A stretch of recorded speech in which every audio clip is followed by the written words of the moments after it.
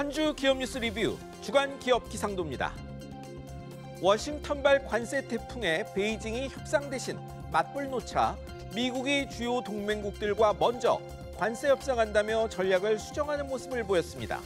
그래서 이번 주 최상목 부총리가 미국에서 협상 벌일 예정인데요. 어떤 성과 나올지 주시하며 이번 주 기업 기상도 출발합니다. 첫 맑은 기업 삼양식품으로 시작합니다.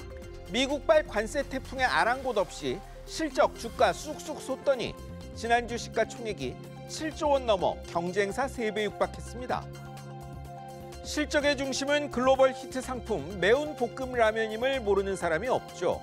삼양은 국내에서 만들어 수출해 큰 시장 미국에서 타격이 우려됐습니다만 주가가 90만 원, 시가총액 7조 원 뚫은 거 보면 시장은 괴념치 않는 것 같습니다. 증권가에선 상품이 워낙 독보적인 데다 원화도 약세라 관세 타격을 상당 부분 흡수 가능할 것으로 봅니다.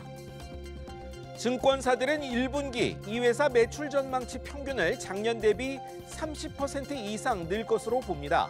수출 상품들이 다 이 정도 지배력이 있으면 관세 걱정은 남의 나라 이야기가 될 것 같습니다. 다음은 삼성전기입니다. 스마트폰 부품에서 자동차 전장으로 무게추 옮기더니 주 중반 세계 최대 전기차 회사 대규모 납품 소식 전해졌습니다.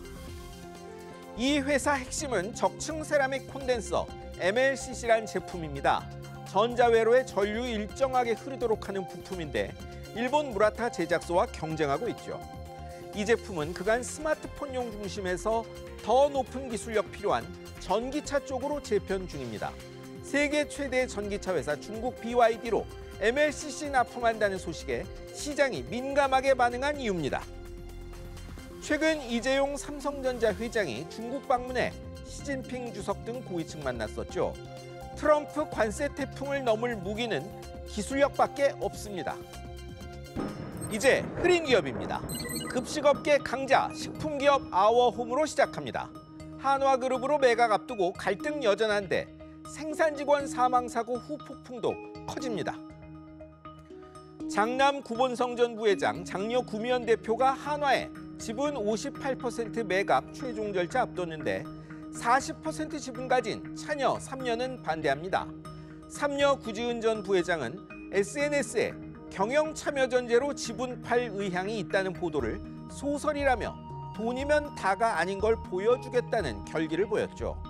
이 와중에 경찰은 지난 4일 용인 공장에서 기계에 신체 끼어 직원이 숨진 사고로 압수수색 벌였습니다. 파는 쪽도 사는 쪽도 마음이 편치 못할 것 같네요. 직원 사망 사고 역시 회사 사과가 늦어 비판을 받은 터에 강제 수사까지 시작됐으니 부담 아닐 수 없습니다. 이번엔 배달앱 1위 배달의 민족입니다.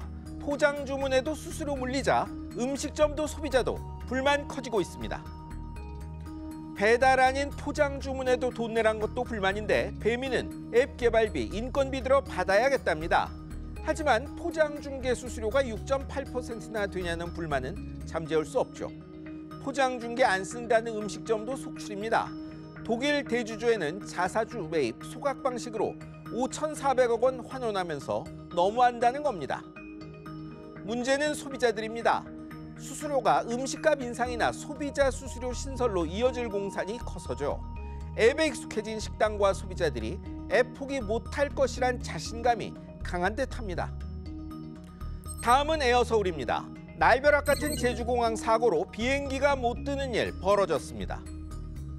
15일 아침 활주로 이동하던 김포행 에어서울 비행기 비상문이 갑자기 열리고 비상탈출 에어슬라이드가 펼쳐졌습니다.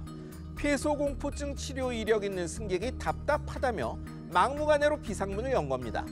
비행기는 다시 견인차에 끌려 옮겨졌고 200여 명 승객은 내려야 했습니다. 재작년엔 제주발 대구행 아시아나에서 착륙 직전 유사한 일이 있었죠. 과거 없던 일이 한 번 일어나니 자꾸 반복됩니다.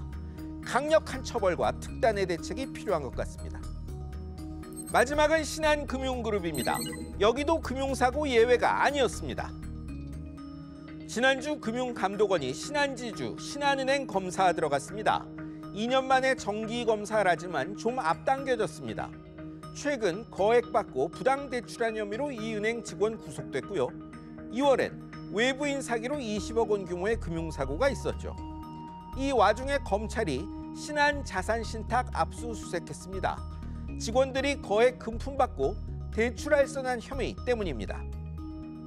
돈 앞에선 참 약한 것 같습니다.